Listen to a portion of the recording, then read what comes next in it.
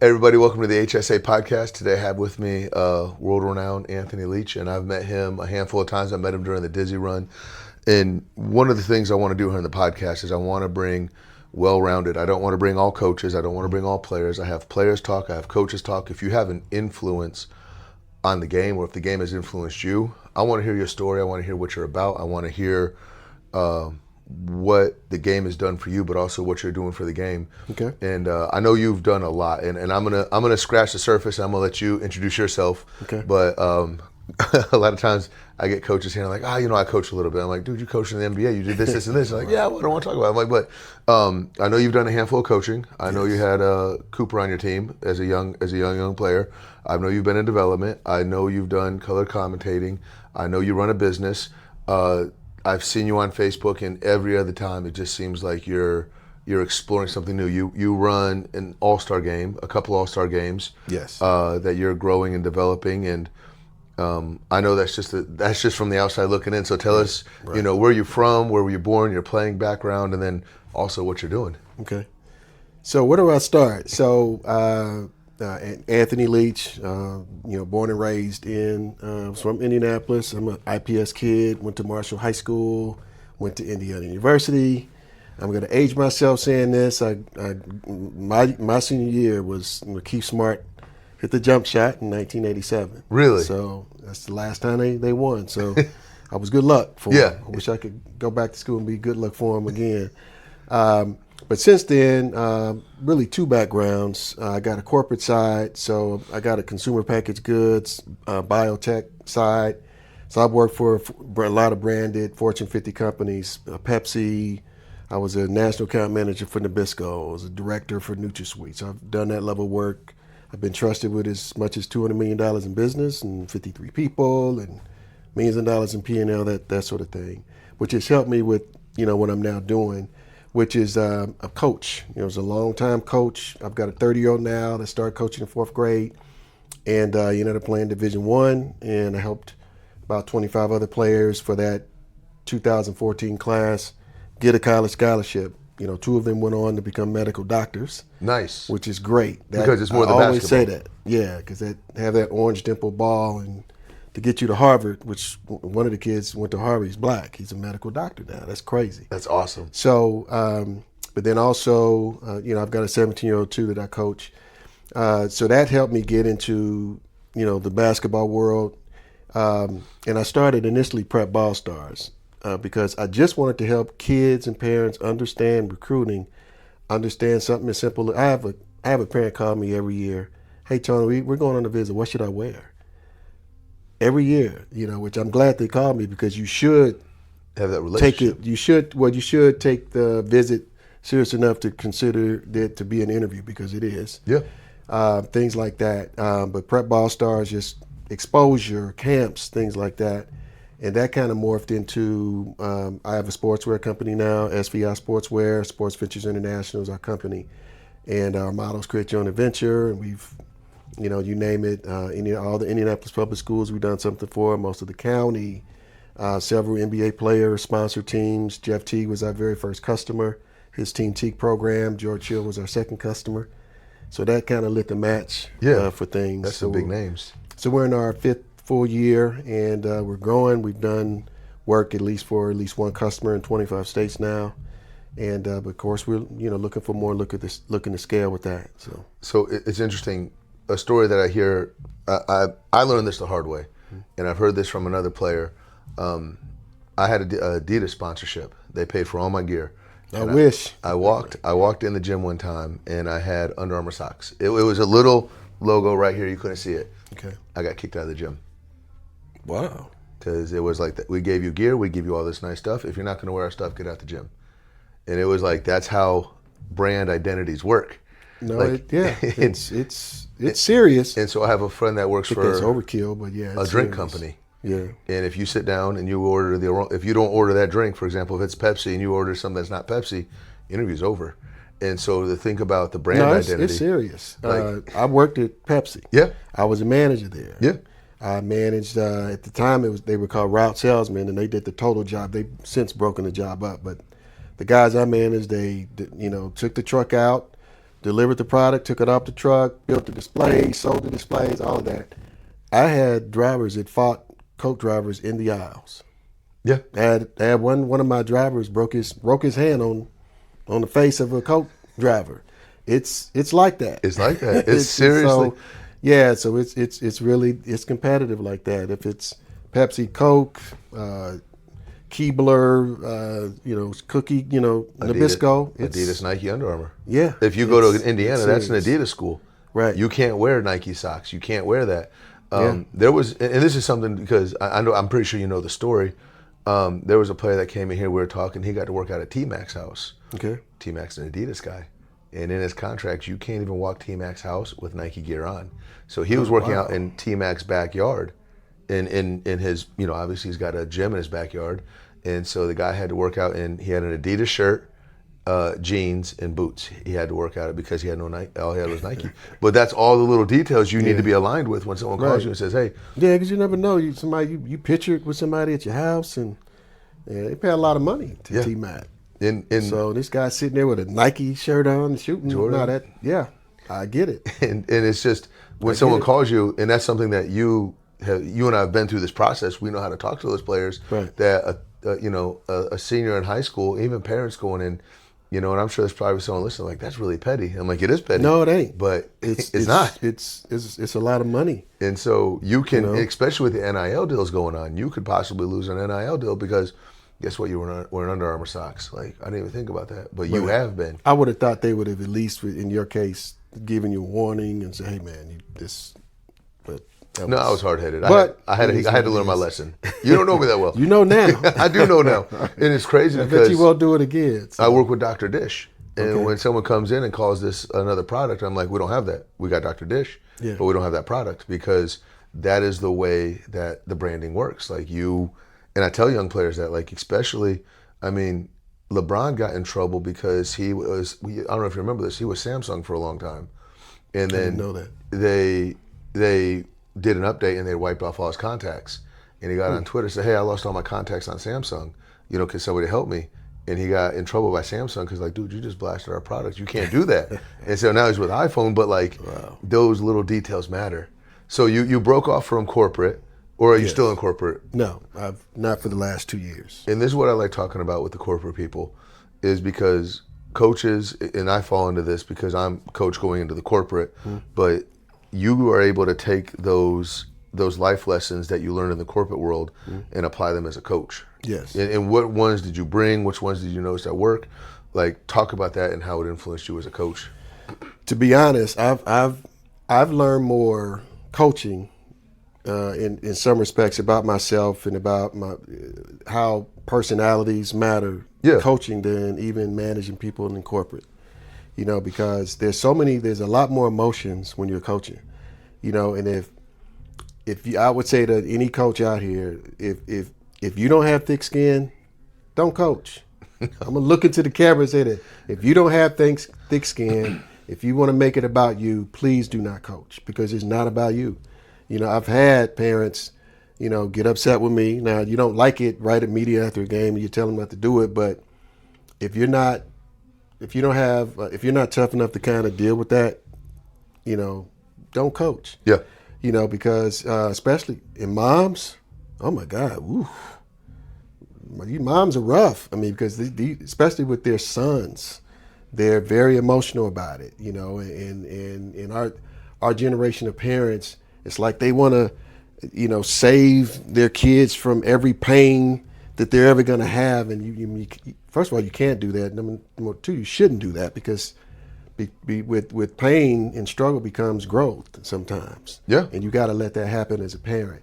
So having the corporate background and dealing with, there's emotion in corporate too, especially when you're managing people, has helped me to coach. The understanding the team dynamic aspect of putting a team together has helped me to coach, because when I've coached, we haven't always had the best players. We didn't have the best players this summer. In fact, even to this day, I think we don't have anybody that played on we were Hoopmatics. We made it all the way up to 3SSB with Adidas. We had to play our way from gold up to that for July. Every player was unranked. every player is still unranked. But we made it to that because we went to 8-0 on the goal, Yeah. But you have to do it with, and I wasn't the head coach. It was another guy that was a big part of that. But when I coached in the past, it was the same thing, So I understand how team dynamics are really important. But also, you got to run a program, because you got to, and that's not just for AAU. That's for high school. That's for college. That's for NBA. Maybe not so much as NBA. You have to deal with parents, but there's an aspect of running a program where you got to, on the court stuff, you got to manage the relationship with your assistants, the relationship with your parents, relationship with Adidas, Nike, if you end up lucky enough to have sponsorship. So there's a lot of, things you have to manage. So, and not to mention, and it's hard because it's a professional relationship where they may say something that may upset you, but you can't let them know because they're like, I don't care about your feelings. Right. There was a guy that I trained in the NBA. He got offered a Nike contract to get his own, I wouldn't say specialty shoe, but it would have been with Nike, and he turned it down. He's like, man, you just turned down so many millions of dollars. And his response was, yeah, that time, because if I'm with Nike, if they want me to go to China and get on a plane and go, I got to go. And my off season is valuable. I don't want to lose time on my off season. I want to stay here with my family. And those are things that you and I may hear like, oh man, $20 million for Nike, let's go. Right. But him, he was like, 20 million is just not worth it. And he valued his family more than that Nike contract. And it was just interesting to hear that. And to genuinely, now he couldn't say it out in the media, right. But like, when you got behind closed doors and he was talking, it was like, yeah, like I just would rather spend time with my family. 20 million, he couldn't. Well, I don't know his financial he was set. But well, if he's set, then yeah. But for 20 million, you take your family with you. But anyway, I get your point though. Yeah. So I mean, and I don't know the exact money numbers. isn't everything for sure. So your family is. Absolutely. And if you're happy, you're gonna make up that money anyway. So what drew you into coaching? When you like, have you always been in it, 1 foot in, 1 foot out, or was it, hey, my kids are playing, I want to be impactful on them, or because clearly, I mean, this is my opinion of looking out. It's not like you're doing it just for your kid. You're doing it for other people. I mean, I'm sure you've had teams without your kids on it. What got you into that? Yeah. So people think that I played basketball growing up. I didn't play at a high level. I got cut as a sophomore. Our team, Marshall, was good, and I could have went back then you didn't transfer. I could have went somewhere else and played. Yeah. Back then that's not what you did. I was a football and baseball player. I was Letterman and all that for those. Nothing wrong with that though. Yeah. Nothing wrong with that. So I got into basketball coaching because of my, at the time, 10-year-old. I was so excited that he made the travel basketball team at Hamilton Southeastern and thought he was going to get this great coaching. And the person who was coaching, great guy, but it wasn't like this. He wasn't this fundamental coach. So after the season ended, didn't feel like he was developing enough. So I said, you know what, let me coach. Just put some kids together from the neighborhood. And we were terrible. I never will forget this. I don't think Chris Wilkes was on the team, but actually the other Wilkes, the older Wilkes that was older than Chris's, I think it was his brother or cousin. We were fourth grade, they were third grade, and they killed us. They were up 28-0 at halftime. I would never forget that score. I could lose my memory and remember that. But we got better. My son got better. The other players with us got better. And again, along the way, I was able to help not only my son get to the Division I level, but also those 25 other kids. Well, it's something I've always managed to notice, and you can tell me I'm wrong on this. Mm-hmm. I genuinely feel like parents don't care about winning and losing and playing time as long as they see the development. And if you can see, I had a team this year start off 57-11, and I remember the first game, I didn't say a word. You could have called me a terrible coach, and I'm like, I can't say anything, so I just sat there and just took notes. Right. And then we ended up losing the next game by 4, but then we ended up going on this huge win streak. And then we played that team again, and we beat them, 57-11, till we finally beat them again. And for me, I think that a lot of coaches don't understand. They think it's all about playing time and wins and losses. But if you genuinely see your son or daughter get better, that kind of washes away a lot of ignorance. I don't want to say ignorance, frustration. Yeah. Well, you would hope that's the mindset. I mean, it's all over the place. It really is. Some parents that only care about winning, only care about playing time. I mean, you should care about whatever your end goal is. Hopefully, it's if you start that season in March, you want to feel like your kid got better, got good instruction, got more confident in July whenever the season ends. That should be the end goal. Yeah. And there's going to be in between where sometimes they're going to play a lot, sometimes they may not. They're going to have some success, they're going to have some failures, there's going to be some wins and losses. It just runs a gamut. I mean, some kids just want to be on the best team. Yeah. It's cool in 5th grade to say that you were on this team and was nationally ranked or whatever. It's not so cool in 17U when you need to be out on the floor, and so the college coach hopefully can have a chance to see you. It's even more important now because they're not really even recruiting 17, 18-year-olds as much anymore. So there's a lot of things that kind of shift depending on where you're at, whether you're 10U or 17U. I had a mistake that I made. I had a kid that I was training, and he wanted to play Division I. He could have played mid-major, but my mindset, and this is me being 43, I was a college coach, I was a high school coach, I've done everything but professional. And back in the day, it was wherever you got recruited, that's where you stayed. If you went to Cincinnati, you were in Cincinnati for 4 years. Right. You didn't get recruited for a year. And so I know the Desmond Bain story of he wanted to go Division I. He got one look, TCU, and that was like a week before school started. From my understanding, it wasn't like this huge opening. It was like he barely snuck in. Yeah. And he stayed true. I want to be Division I. And that's the advice I was giving the kid. It was like, I want to go Division I. Called a couple coaches. I'm like, hey, what do you think? And I told him what I told the kid. And he goes, that's bad advice. I'm like, what do you mean that's bad advice? That's great advice. It worked for Desmond. It got a chance. He goes, no, that's not how the game works anymore. You go to those trines. You go to Indiana Wesleyan. You go to Franklin College. And then you go high Division II, and then you finish up at Division I, which that's only changed in 5 years. That can be a trajectory. Speaking of Desmond, though, he had other Division I offers. I would say somewhat a part of his first one. Yeah. Because I remember seeing Desmond and I couldn't understand. It didn't make any sense to me that he only had Division II offers. So actually Grant, he was at Air Force at first. Then he went on at UMKC, University of Missouri, Kansas City. But Desmond's first offer was to Air Force. And then I think his best offer before he got the one to TCU was to Miami of Ohio. So he had some more mid-majors. But he ended up playing for Indiana Elite that spring, and that's when he got to TCU, went there, started as a freshman and all of that, and the rest is history. Rest is history, yeah. Yeah, so, but now it's a different dynamic. I mean, you can start D3 and end up high, Division I. I mean, it's just, and you know what? You talk about the kid that went to Cincinnati, we went there, you stayed 4 years. It's always kind of sort of been a one-year scholarship, but you just didn't leave. Yeah. Well, it's really manifests itself into that one-year scholarship now, but now it's dual. It used to be the school had all the, they had all the cards to play. Yep. And now the kids have, the players have the cards too. Yeah. So you can't lie to kids anymore. No.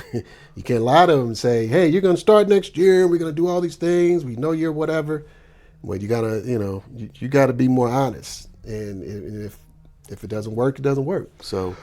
And every coach isn't for everybody. Right. I mean, and you meet me, recruiting is, you know the kid, you know the coach, but you really don't know them until you get on the floor. Right. And then once you get on the floor, you're like, ooh, yeah, that's not who you sold me as. You sold me as Mr. Bubbly, right? And now you're ripping me. And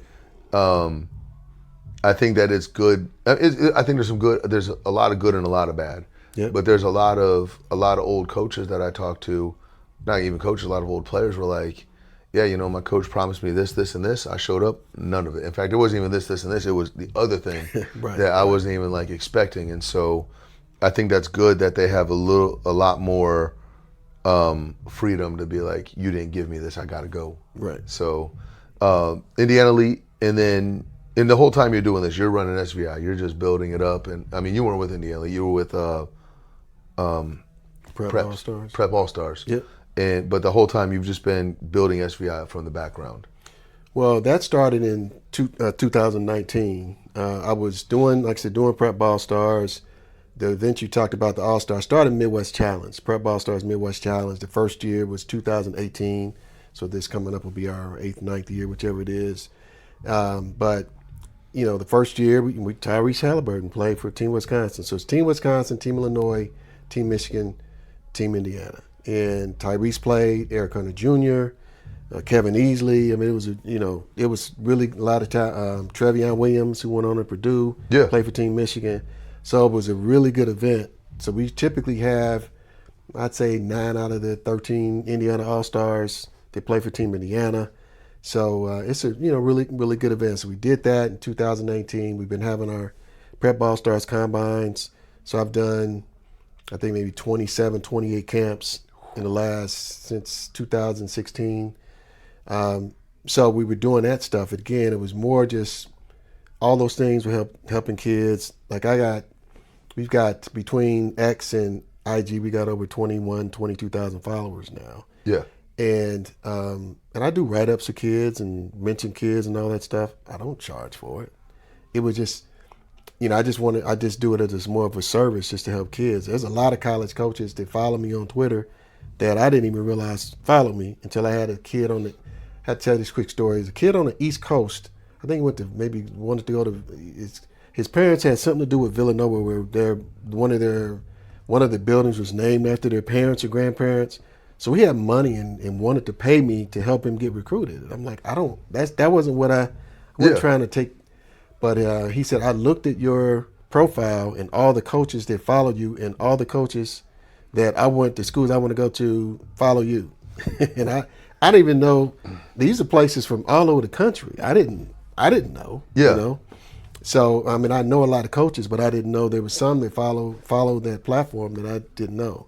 So SVI started, interestingly enough, because, like I said, there were as when we do our camps, we have just kind of goofy red, white, blue hoodies and shorts and that sort of thing, and then coaches would say, "Hey, can you do this for us? Can you do that for us?" So I said, "Well, if I'm gonna do that, I want to do it right. I don't want to just make uniforms for people. I want to create a brand." Yeah. So again, SVI Sportswear models create you an adventure, and we got a logo. It's somewhere here. So they come through this place all the time. Yeah. So I thankfully, So and again, knowing to do that came from just having the marketing and sales from working for those companies. So that was my training. The 25 years of doing that was good training background for what I'm now doing. That's awesome. Yeah. And I love the fact because I had somebody else that he's a business owner, but he talked about coaching. He's like, yeah, I brought all my algorithm stuff over. So I ran my setting algorithm at my business on my team. Yeah. And I saw who was producing. I saw who wasn't. And I gave the parents raw numbers. Right. And I was like, I didn't even think about that. He goes, but I think as a business owner, like, I'm all about my numbers. Yeah. Yeah. And that's why, there's, like I said, I played maybe 3 years of organized basketball myself. There are coaches that know a lot more than me in terms of X and O's.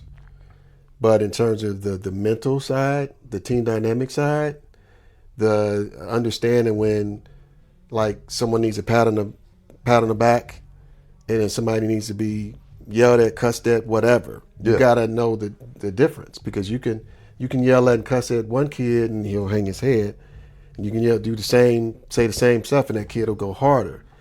You got to know the difference. That's not just at AAU. That's any level. It's not that you need to baby. It ain't even like that. No. Because sometimes you need to, because you don't know what a kid is going to do. Like, I've coached kids that weren't going hard because they were hungry. Now, I'm it's like full grown, like, I haven't eaten today. Yeah. And it's 4:00. So if you don't, and you sitting there yelling at this kid versus say, man, what's going on? And they tell you. So I've had that happen, and it's just, but if you're not into it enough that way, if you're just about, you just got to run my sets, and if you're not doing it, I'll get somebody else. If that's your mentality when you coach, then you're not going to have as successful team to me as you could. And the thing I hear about your heart, though, coming out is you're not doing it for you probably don't even know your win-loss record. No. So, there's a lot of coaches that defines them. What's your win-loss record? I got 500 wins. Like, it's not, and I hear coaches talk about it. Yeah, we were, 50 and 12. Like, I don't want to hear that. I want to hear who'd you help get recruited. That's what I want to know. what would your kids, what's the GPA for your kids?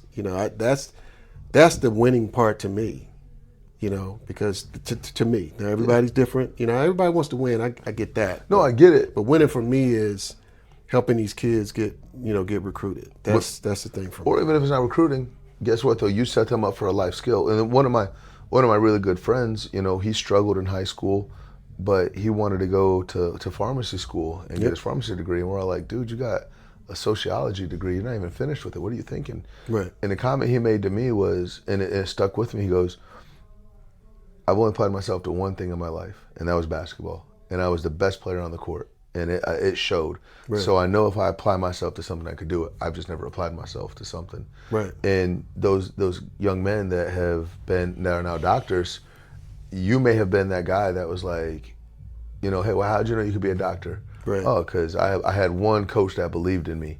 Yeah. He fed me. He'd make sure I was good, and then he ripped me. He researched some schools for me so I could know, which ones to go to. He went on my visit with me. Yeah. So there's coaches that don't do any of that. Yeah. They just don't. And it's interesting because I've also started, I've done the same thing where I have players. I sat down with the dad and I was like, what school do you want to go to? And he was honest. He was, my kid's not Division I. I know he's not Division I, but right. I think he's good enough to play NAI. I think he's good enough to be Division III.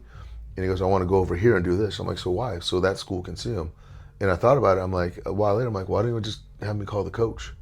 And he goes, you know the coach? I was like, yeah, here's his number. Like I play golf with him. Right. And so for me, I started using that I'm doing the same thing you're doing. I'm starting to use my platform. And then I started calling some coaches. And the crazy part about it is I called one of my friends and I was like, hey, what do you think about this girl? And she goes, I'm not going to pay for that.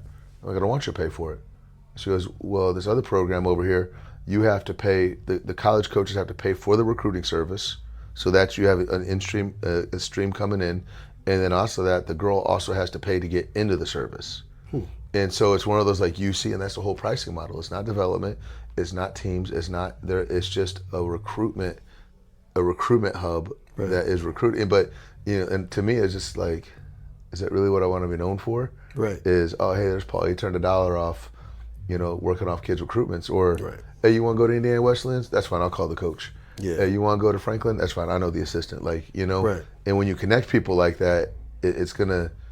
I don't know. I feel better about myself and not knowing I'm going to bed feeling like a sleazeball. Right. Well, that's just me. That's just me being me. Yeah, and and I've been around long enough now where I have developed a relationship with a lot of coaches at every level, D1 on down, and it's fun knowing that. And like I said, I don't charge for knowledge or those relationships. Like Gary Weinecker does a really nice job at Fisher's where he does his college. Where he invites all the college coaches in. He invites me to that every year. And, I went, and it's like a reunion because I get to see a lot of and you start doing things long enough, you think, man, I know 80% of the coaches in here. Yeah. And which is, it's cool to know that and be able to say and take pictures with them and stuff like that once it's over. I'm not that cool. Garrett doesn't like me that much. I'm not that cool to get in there, right, Garrett? Yeah. No. Yeah, but anyway, so I enjoy the process of really helping the kids. What I would say to parents though is, especially like the AAU parents, like find a place and just stay there. Find a team director, coach that cares about your son or your daughter, and just work. It's going to take a while. Like this generation of parents has changed. Even from like my older son is 30 and my younger son is 17. So he was class of 2014, and this is 2026. Man, these parents don't want to stay. They don't want to. They're trying to leave teams over the weekend, let alone. It's just the mentality of it is just bizarre. Even with this situation with this team this past year, the main thing I said to the parents was, my main goal is to help make sure that you don't pay for college. That's what that was it. I didn't promise wins. I didn't promise we'd make it up to 3SSB, any of that stuff, but then if when something, goes wrong, they want to just do something else. And that's just not life. That's not what we did. That's not what our generation did. Even go back to your first fact that you said that you got to let your kids fail. Yeah. And was it going wrong or was it a failure that we could have learned from? That part. 99% of the time. And maybe it wasn't the coach's fault. Maybe it wasn't whoever. Maybe it was you just have to go through things. Like the Bulls won 6 championships. If it was the way this generation is now, Phil Jackson would have got fired. Oh, absolutely. They lost to Detroit 3 times. Absolutely. Phil Jackson would have gotten fired. Scottie Pippen would have got traded when he had his migraine. You know, Michael Jordan would have went and played for Detroit. He would have the second year foot injury. So it would have, like people don't, and they would have missed out on those 6 championships. And so, but it's just, hell, John Wooden won 16 championships. He didn't win the first 7. He was about to get fired. First 7, 8 years, he did not win. The first year he won, he was on the hot seat. He would have been fired now. With social media and everybody calling for it, it's just the mentality now with things is just very different. So, but the ones that kind of stay the course, things kind of work out better. I'm gonna throw some stones. You ready for my throne? I always say I'm not throwing stones. And I say I'm like, I totally threw a stone.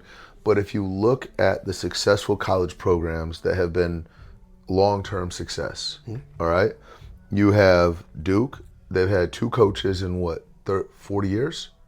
No, longer than that. Longer than that. Coach K was there for a long time. Yeah. You had North Carolina's kind of getting on that little bit of, we like a guy, then he's fired, we like him. But then if you look at someone like Indiana's had 7 coaches in 20 years.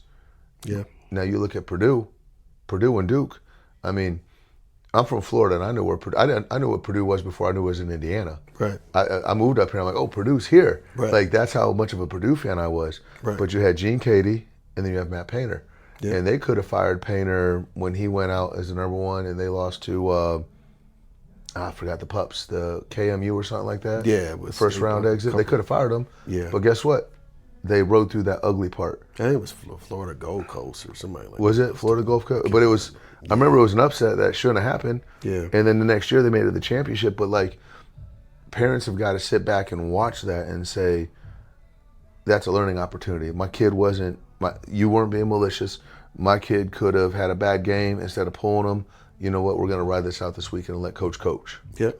And it doesn't happen this way nowadays. The microwave parents. Right. People put in the microwave. They want it done in 2 minutes. Yeah. I love the way Painter runs his program. He runs a great program. He does. I'm an Indiana University grad, so I always joke with my Purdue friends, and I tell them, I root for Purdue. I root for Purdue hard because they never won anything. Yeah.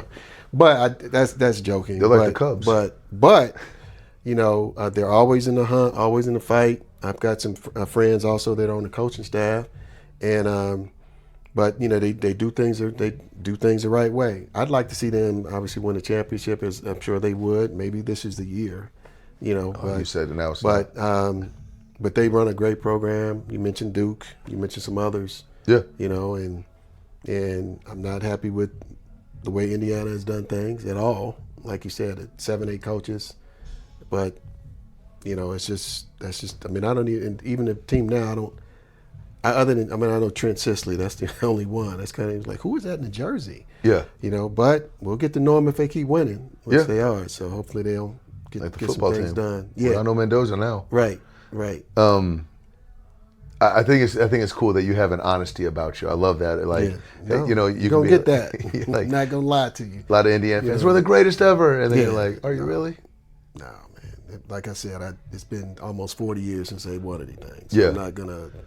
But going back to the parents, like you see the parents just ready to jump ship. Yeah. And I have a lot of parents that come in here and they work on me once or twice, and then they just they slip out. They go into other places. I'm like, well, where are you going? And they're like, well, you didn't fix our problem in 2 days. Did he fix your problem in 2 days? No. You look at all the other trainers. What trainers fixed your problem in 2 days?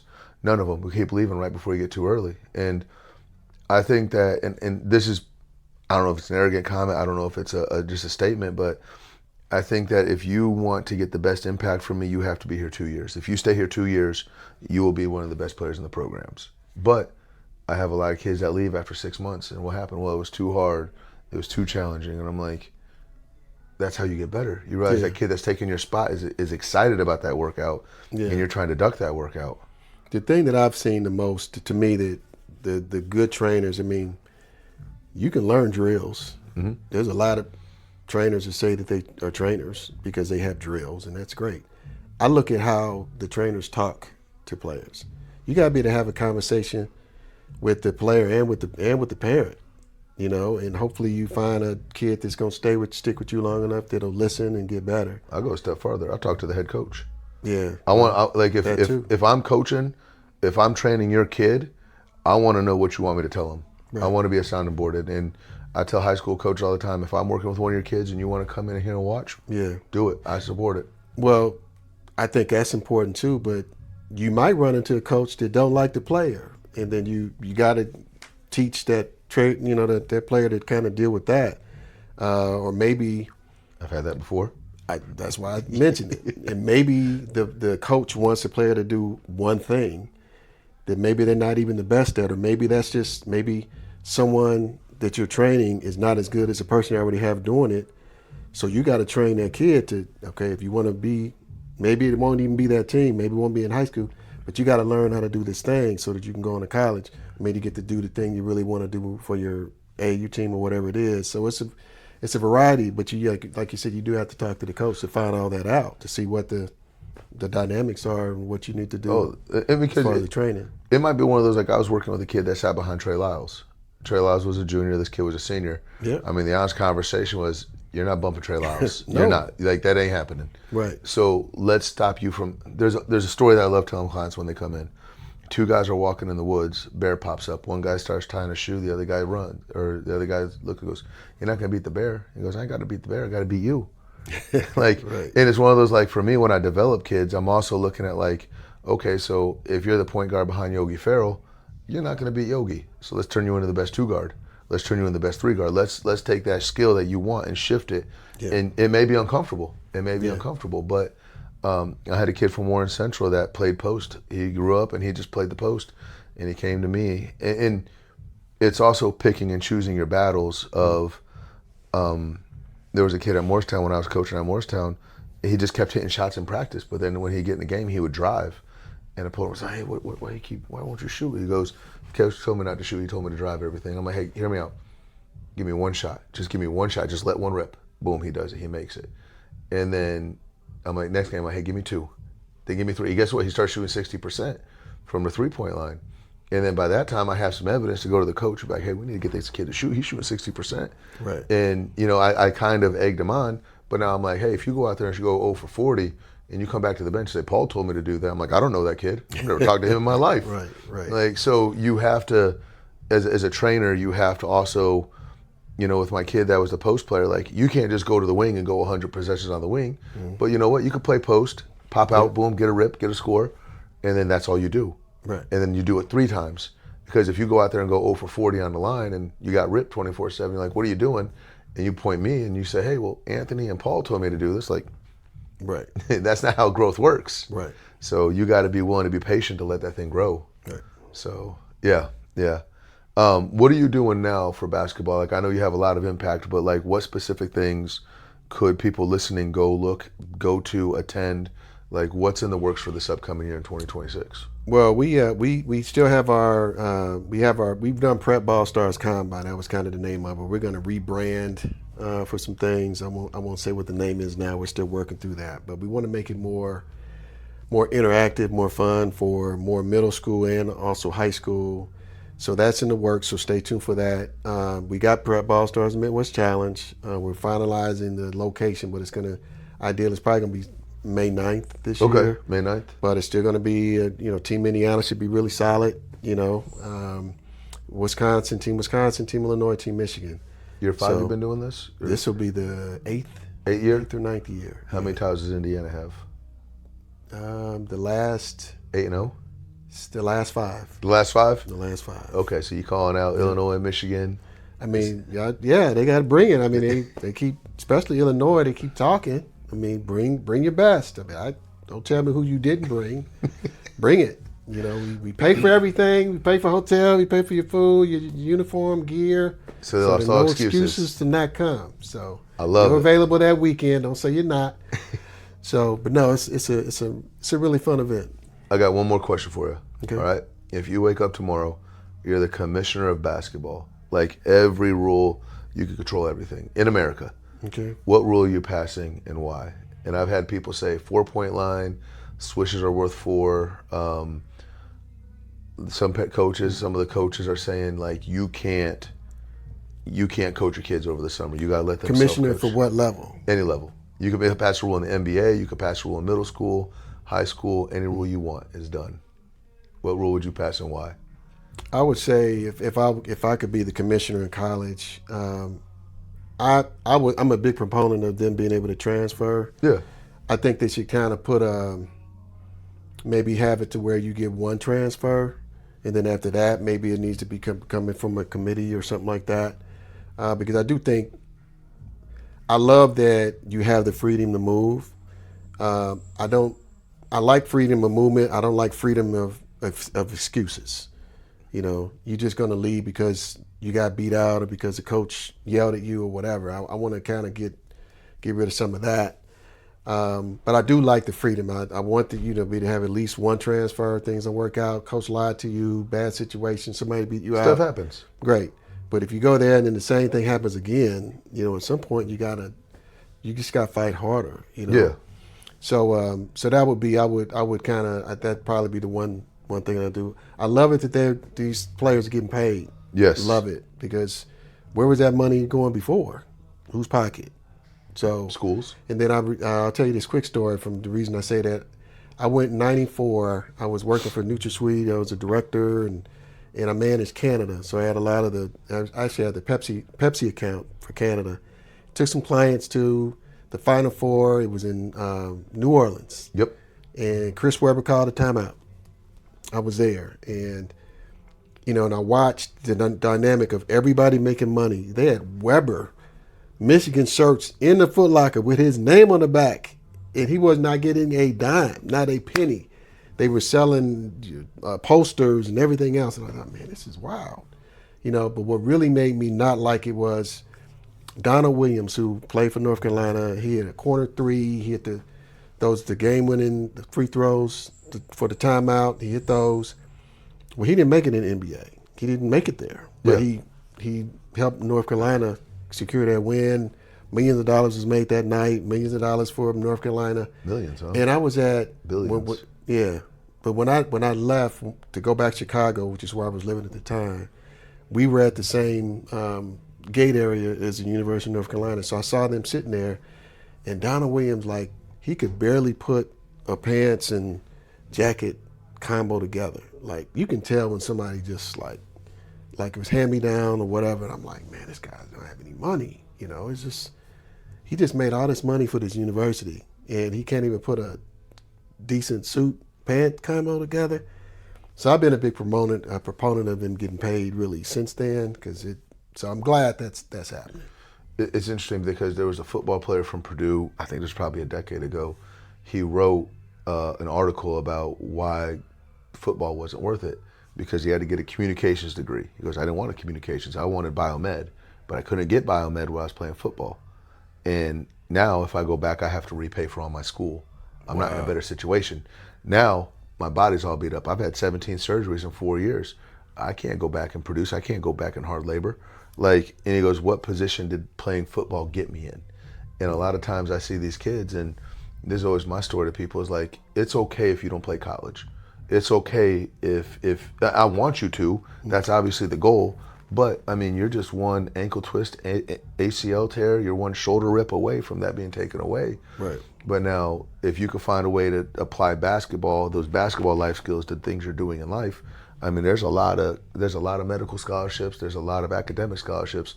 You could still go there for 4 years with another scholarship besides basketball, because now what you've done, if you've taken the power away from the coach completely of like, oh man, football player, played for the Cincinnati Bengals, Carson Palmer. Did you ever hear that story about him?